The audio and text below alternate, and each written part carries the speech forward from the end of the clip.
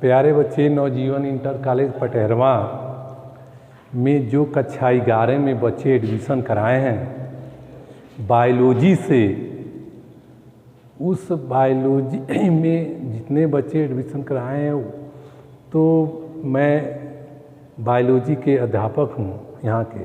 मेरा नाम शिवसागर सिंह है और मैं ही बायोलॉजी पढ़ाता हूँ। बच्चे, बायोलॉजी और मैथ में कोई विशेष अंतर नहीं है। मैथ न्यूमेरिकल है तो बायोलॉजी थ्योरेटिकल है, ज़्यादा इसमें जो है। लेकिन थ्योरेटिकल में जानिए कि हर लाइन में आपका क्वेश्चन बनता है, और मैथ में आप जानिए फार्मूला जान गए, सब जान गए, तो उसको आपको लगाना आसान हो जाता है। तो जो लड़के ये समझते हैं कि हम बायोलॉजी पढ़ते हैं बहुत आसान है, हम निकल जाएंगे, पास हो जाएंगे, कुछ भी बन जाएंगे, डॉक्टर बन जाएंगे, चाहे जो भी है, तो वो लड़के को हम बता रहे हैं कि जितना मैथ का लड़का मेहनत करता है उतना मेहनत आपको भी करना पड़ेगा, उससे कुछ 10 कदम अधिक ही मेहनत करना पड़ेगा। क्योंकि इसमें क्वेश्चन बहुत बनता है ना, इसमें क्वेश्चन बहुत बनता है, कहाँ से बन जाएगा कोई नहीं। तो इसलिए आप कक्षा 12 के छात्र छात्राएँ, मेरे प्रिय बच्चे जो बायोलॉजी में एडमिशन कराए हैं, वह आज जान जाएं कि आप विद्या के प्रति समर्पित हो जाइए। और समर्पित हो जाएंगे तो 11-12 अगर समर्पित हो गए तो आपका course physics, chemistry, biology, English जो भी है खूब कायदे से तैयार हो जाएगा। आपका नंबर भी बहुत 90%, 95% मिल जाएगा। आपका कोर्स भी तैयार हो जाएगा। तैयार होगा तो अगले जो है में पढ़ाई में जाएंगे तो पूरा आपका आसानी हो जाएगा। कोई बात उसमें जो है डर भय नहीं रहेगा, आप आसानी से उसको कर लेंगे। कुछ बच्चे ये सोचते होंगे कि बायोलॉजी पढ़े पता नहीं क्या इसका स्कोप है, क्या नहीं। इसका बहुत स्कोप है बच्चे। पहला तो आप जानते हैं कि नीट जो है मेडिकल में जाते हैं, MBBS डॉक्टर वगैरह लोग बनते हैं कायदे से। उसमें लड़के कोई किसी की रुचि नहीं, हम डॉक्टर नहीं बनेंगे तो चलिए वो चला जाता है अध्यापक बनने, BSc MSc जो B.Ed जो भी कोर्स करें आगे बढ़ते जाए, तमाम उसका बनाई है। उसके बाद से नहीं तो ग्रेजुएशन का कोई कहता है कि नहीं हम सिविल की तैयारी करें। जो एकदम निम्न पॉइंट का जो लड़का, मान लीजिए कोई लड़का सोचा कि हमारे पास अब बहुत काफ़ी परेशानी हो गया, अब हम कक्षा 12 के बाद हम नहीं पढ़ पाएंगे, क्या करें क्या नहीं करें, तो बहुत साधारण कोर्स एक डी फार्मा के कर लें कोर्स। डी जिसको डिप्लोमा फार्मेसी कहते हैं, कंपाउंडरी कोर्स कहते हैं, वो कर लीजिए। 2 साल का कोर्स है, कर लीजिए। इधर 11-12 पढ़ें तो समझिए कि 11-12 अगर ठीक से बायोलॉजी पढ़ दिए तो झोला छाप डॉक्टर से बढ़िया आप हो जाएंगे, है ना। ऐसे कोर्स सिलेबस है, ऐसे पढ़ाई होता है, ऐसे आपको पढ़ना होता है ना। तो पढ़ लेंगे तो वो जो कंपाउंडरी कोर्स है नहीं कुछ करेंगे, नहीं कुछ है तो आप किसी और आप जो है आपका डिग्री है ये है डिप्लोमा का कंपाउंडरी का, आप मेडिकल स्टोर चला सकते हैं, आराम से आपका जीविका चल सकता है। ये छोटे से हम बिंदु बता रहे हैं, नहीं तो बहुत है, NM है, JNM है, B फार्मा है, तमाम कोर्सेज हैं तो कर सकते हैं। लेकिन वो तो अभी दूर है ना। अभी हमको 11-12 के बारे में बात करें। जो लड़का 11 आज से ही वह प्रतिज्ञा ले लिया कि हमको बायोलॉजी में 100 में 100% लाना है, 100 में 100% बायोलॉजी में मिलते हैं बच्चे, न समझिए कि नहीं थ्योरेटिकल तो नहीं मिले।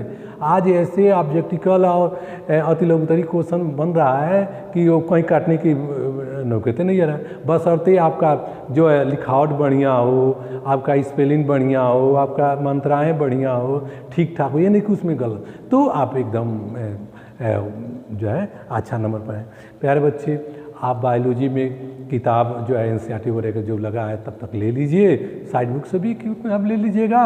और लेने के बाद से आप जो हमारा वीडियो हम जो सरकार की मंशा है कि जब तक ये महामारी चल रहा है तब तक ऑनलाइन पढ़ाई कीजिए। तो हम लोग ऑनलाइन पढ़ाई कर रहे हैं तो आप उसको जो है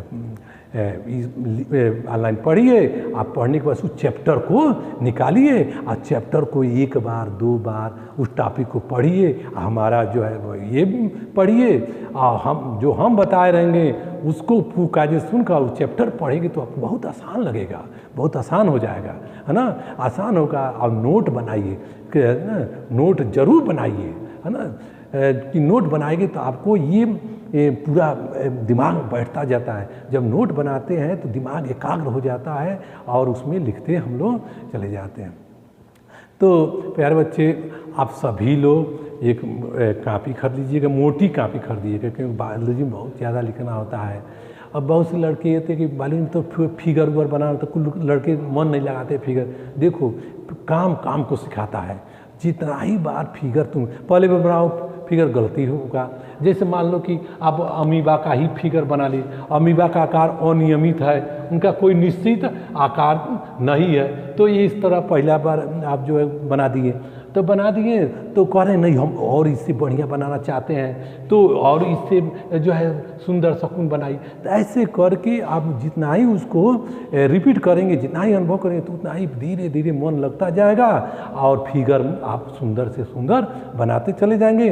बायोलॉजी पढ़ाई थोड़ा सा महंगी है, लेकिन बड़ी जल्दी से उपयोगी भी हो जाता है, बहुत जल्दी से आप कामयाब भी हासिल कर लेते हैं। और इस फिगर से कभी मत डरिएगा, फिगर बना बना के पढ़िए।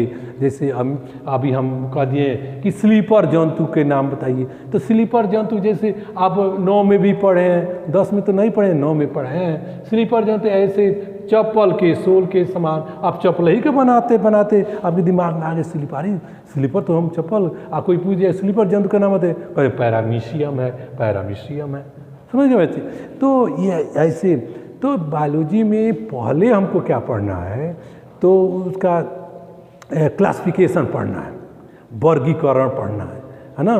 तो क्लासिफिकेशन देखिए, प्रथम माने जीव उत्पन्न हुआ तब से जीव का सबसे ज़्यादा विकास इस समय हो रहा है, वहाँ तक का हम लोग जो क्लासिफिकेशन 10 वर्गों में, संघों में बांट के हम लोग पढ़ेंगे, है ना।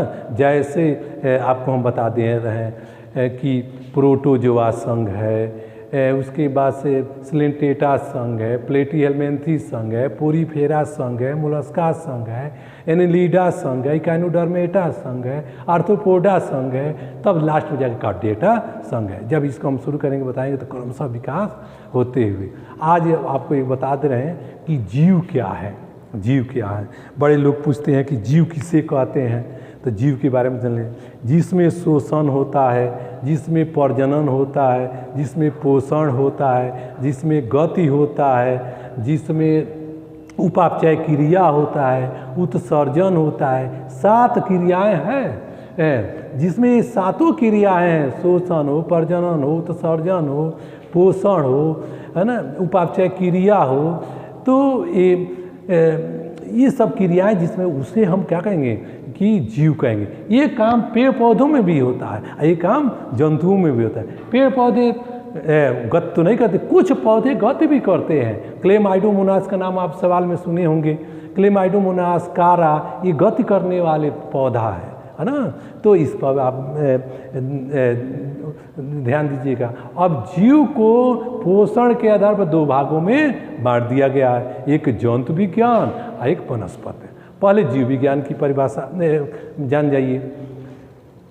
सूक्ष्म जीव से लेकर, सूक्ष्म जो हम नगन आंखों से नहीं देख सकते हैं उसे सूक्ष्म जीव कहते हैं, माइक्रो ऑर्गेनिज्म कहते हैं। सूक्ष्म जीव से लेकर बृहद जीव को क्रमबद्ध सुव्यवस्थित अध्ययन एवं ज्ञान को हम जो है जीव विज्ञान कहते हैं। इसको अंग्रेजी में बायोलॉजी कहते हैं। जीव विज्ञान के पिता आप जानते हैं अरस्तु हैं। बायोलॉजी के पिता कौन है? अरस्तु है। लेकिन जीव विज्ञान और बायोलॉजी जो है अरस्तु नहीं नाम रखे थे। जैसे मान लीजिए माता पिता बच्चे को जन्म दे दिए और उनके नाम रख दिए उनके दादा दादी, है ना। बच्चा बड़ा होता है तो पूछता है हमारा नाम कौन इतना बढ़िया रखा, तो माता पिता कहते हैं कि तुम्हारे बाबा दादा दादी जो भी है ना। उसी तरह बायोलॉजी शब्द का प्रयोग सर्वप्रथम लेमार्क और ट्रेविरेनस ने दिया था, है ना। जीव विज्ञान खोज तो कर दिया अरस्तु बहुत बड़ा वैज्ञानिक था, दार्शनिक था। उन्होंने 500 जंतुओं को अध्ययन किया। अध्ययन करके उन्होंने अपने किताब में लिखे, वर्णन किए और इसलिए उनको प्रथम बार अध्ययन किए थे तो जीव विज्ञान के जन्मदाता कह दिए गए। और जीव विज्ञान को 2 भागों में बांट दिया गया उनके पोषण के आधार पर। एक जो है स्वपोषण, पेड़ पौधा अपना भोजन स्वयं बना लेता है, तो पादप वनस्पत विज्ञान हो गया, बॉटनी जिसको कहते हो। और एक जो है जंतु अपना भोजन स्वयं नहीं बना पाता है, दूसरे से ग्रहण करता है, उसे जंतु विज्ञान अर्थात जूलॉजी कहते हैं। जंतु विज्ञान के पिता जो अरस्तु हैं, क्योंकि सर्वप्रथम 500 जंतुओं के बारे में वही बताए थे। और उसके बाद से वनस्पत विज्ञान के पिता थियोफारस्टस है। 480 प्लांट के बारे में अध्ययन करके अपनी किताबों में वो वर्णन किए थे। तो थियोफारस्टस उनका जो है हो गया। शेष बच्चे कल